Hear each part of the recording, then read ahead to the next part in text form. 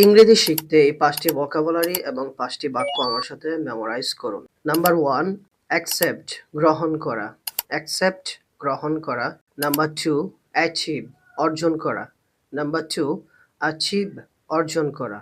Number 3 arrange, arrange সাজানো বা ব্যবস্থা করা, অ্যারেঞ্জ সাজানো বা ব্যবস্থা করা। নাম্বার 4 অ্যাভয়েড এড়িয়ে চলা, নাম্বার 4 অ্যাভয়েড এড়িয়ে চলা। নাম্বার 5 বিলিভ বিশ্বাস করা, বিলিভ বিশ্বাস করা। এখন আমরা এই ৫টা ভোকাবুলারি দিয়ে ৫টা সেন্টেন্স মেক করব। Present simple tense. Number 1 accept আমি আমার ভুল সহজভাবে গ্রহণ করি। I accept my mistakes easily. I accept my mistakes easily.